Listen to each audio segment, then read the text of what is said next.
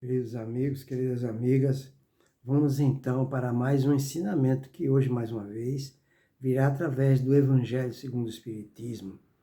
Abrindo aqui, caiu no título, no capítulo 12.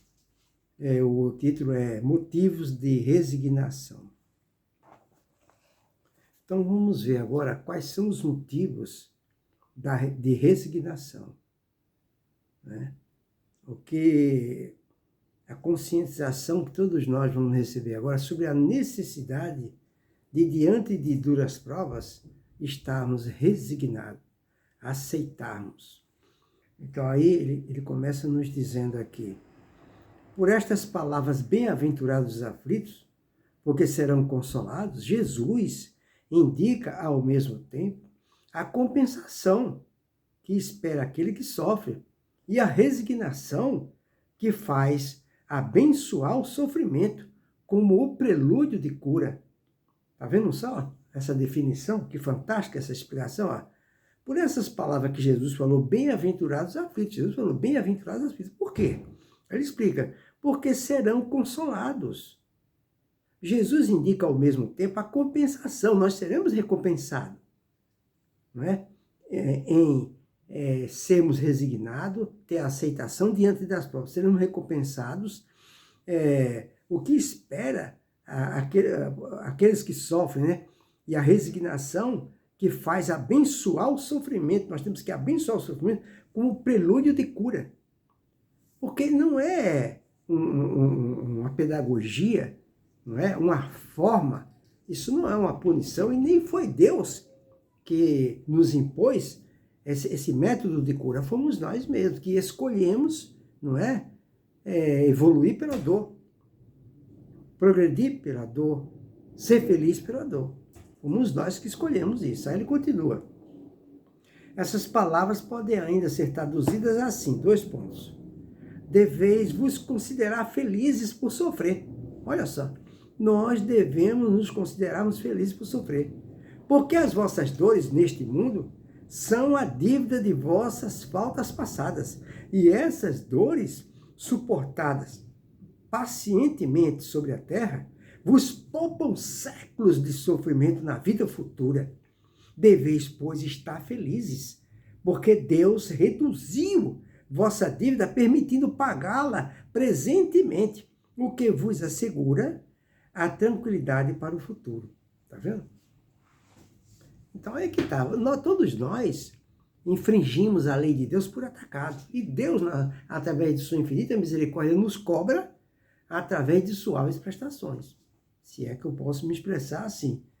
Aí ele continua. O homem que sofre é semelhante a um devedor, que deve uma grande quantia a quem diz ao seu credor: se me pagardes hoje mesmo a 100ª parte da dívida, eu vos darei quitação de todo o resto, né? E sereis livres. Se não o fizerdes, eu vos perseguirei até que tenhais pago até o último centavo. Então, vou repetir. O homem que sofre, não é semelhante a um devedor, que deve uma grande quantia, e a quem diz ao seu credor: se me pagardes hoje mesmo a 100ª parte da dívida, eu vos darei quitação de todo o resto. Então, se pagar a 100ª parte, ele vai dar quitação de todo o resto. Vai liquidar a dívida, né? E sereis livres. Se não o fizerdes, se não pagar, eu vos perseguirei até que tenhas pago até o último centavo. Seria mais ou menos assim. Ele fala, o devedor não seria mais venturoso, suportando toda sorte de privações, para se liberar, pagando somente a 100ª parte do que deve? Em lugar de se lamentar do seu credor, não lhe diria obrigado? Pois é, exatamente. Se nós devemos tanto para Deus, infringimos tanto essa lei de Deus, não é? Custa alguma coisa, diante das provas imprescindíveis e necessárias, né? A gente se sentir feliz por estar passando por esse sofrimento, mas pagar toda a dívida que a gente tem, né? Aí ele continua, né? Tal é o sentido dessas palavras: bem-aventurados os aflitos, porque serão consolados. são felizes porque se quitam e depois de se quitarem estarão livres. Mas se quitando-se inteiramente de um lado, endivida-se de outro, ou seja, então a gente vai estar aqui na Terra para saldar as dívidas que a gente tem na lei de Deus. Nós infringimos a lei de Deus, não nessa existência, mas em existências anteriores, né? Mas tem muitas pessoas, e eu acho que até a maior parte, quando chega aqui, ao invés de viver aqui na Terra especificamente para saldar essa dívida através da resignação, da complacência, da transigência, através da paciência, do sentimento de gratidão por Deus estar lhe dando uma nova oportunidade de saldar a dívida, não é? Ao invés de agradecer a Deus, aí a pessoa, ao invés de fazer isso, tem pessoas que a maior parte acumula mais dívida ainda. Não perdoa, é ingrato, sabe, tem preconceito, rejeição, isso e aquilo. Aumenta a dívida. Aí ele fala, mas se quitando-se inteiramente de um lado e endivida-se de outro, não se alcançará jamais a libertação. Tá vendo? Ora, cada nova falta aumenta a dívida. Cada nova falta aumenta a dívida. Porque não há uma só, qualquer que seja, não é? Que não arraste consigo sua punição forçada. Inevitável, se não for hoje, será amanhã. Se não for nesta vida, será em outra. Entre essas faltas, é preciso colocar em primeiro plano a falta de submissão à vontade de Deus. É verdade. Então, aí que está. Uma das maiores faltas que a gente comete é a falta de submissão à vontade de Deus. Então, tem pessoas que se matam, cometem suicídio, tem outras que se revoltam com Deus, achando que a sua cruz está muito pesada, tem outras que entram em depressão. Cada pessoa tem uma reação através de um sentimento de ingratidão para com Deus, por esta oportunidade que Deus está dando para a pessoa, que é as duras provas e expiações, que é a única forma que nós temos que, através da lei de Deus, de saldar nossas dívidas, das infrações que nós cometemos na lei de Deus. Ele continua, pois se nas aflições se murmura, se a pessoa vive murmurando, se não as aceita com resignação, e como uma coisa que se deve merecer, né? Se acusa a Deus de injustiça, contrai-se uma nova dívida, que faz perder o benefício que se poderia retirar do sofrimento. Por isso, seria preciso recomeçar, absolutamente, como se a um credor que vos atormenta pagasse prestações, tomando-lhe a cada vez um novo empréstimo. Olha que coisa interessante. Pois é, o caso é seríssimo, né?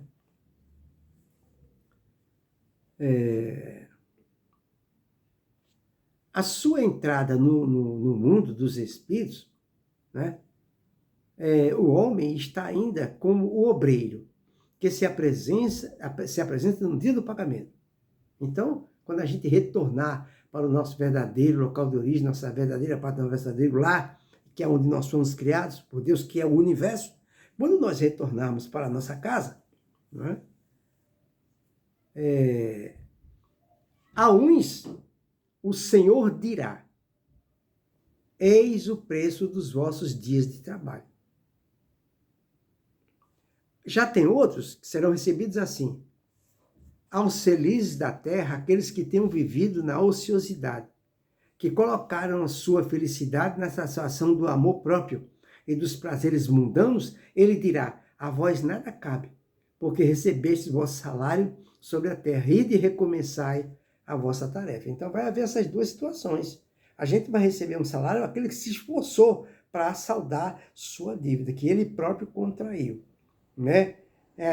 Através do sucesso, da resignação, não é? Da fé, da gratidão a Deus, por ter sido provado para saldar a sua dívida. É uma oportunidade. As duras provas que a gente passa são oportunidades que Deus nos dá de saldar a dívida através de uma ação no bem, dos bons pensamentos, do esforço que tem que se fazer para não errar mais. Mas já tem outras pessoas que pensou só em curtir a vida, curtir a vida, curtir a vida. Esse aí já recebeu aqui na Terra. Então, quando ele chegar lá, infelizmente, ele vai ter que passar um bom período no mundo na condição de errante para depois retornar aqui na Terra e recomeçar do zero, em situação muito mais difícil. Aí ele continua, o homem pode abrandar ou aumentar a amargura de suas provas pela maneira que encara a vida terrestre. Ele sofre tanto mais quanto veja mais longa a duração do sofrimento. Ora, aquele que se coloca, não é, no ponto de vista da vida espiritual, abarca de um golpe de vista a vida corporal. Ele a vê como um ponto no infinito, compreende-lhe a brevidade e se diz que esse momento penoso passará bem depressa. A certeza de um futuro próximo, mais feliz, o sustenta e o encoraja. E, em lugar de se lamentar, agradece ao céu pelas dores que o fazem avançar. Para aquele, ao contrário, que não vê senão a vida corporal, que só pensa em si, é egoísta, só pensa em curtir a vida, esta lhe parece interminável. E a dor pesa sobre ele como todo o seu peso. O resultado dessa maneira de encarar a vida é diminuir a importância das coisas deste mundo, de levar o homem a moderar seus desejos e contentar-se com sua posição sem invejar a posição do outro, de atenuar a impressão moral, não é? Dos reveses e das decepções que experimenta. Ele aure nisso uma calma e uma resignação tão úteis à saúde do corpo como a da alma, ao passo que pela inveja, ciúme e ambição, tortura-se voluntariamente e acrescenta assim as misérias e as angústias de sua curta existência na Terra. Fica aí, portanto, não é? Esse ensinamento maravilhoso que está no livro O Evangelho, capítulo 12, né? Motivos da resignação. Eis aí a instrução que este livro nos passa, que o Evangelho nos passa, sobre a necessidade da resignação. Diante das duras provas, temos que ter resignação. Enfrentando as duras provas da vida, pensando no futuro. Ah, mas se eu estou sofrendo hoje assim, mas eu vou ser recompensado. Quando eu chegar no plano espiritual, eu vou ser feliz, porque eu vou estar em paz, com a minha consciência tranquila no dever cumprido. E dessa forma eu vou fazer jus quando retornar para a Terra, viver aqui numa situação mais feliz, mais confortável. Essa é a mentalidade. Esse é o pensamento cósmico. Essa é a visão cósmica, espiritual. Que Jesus nos abençoe a todos.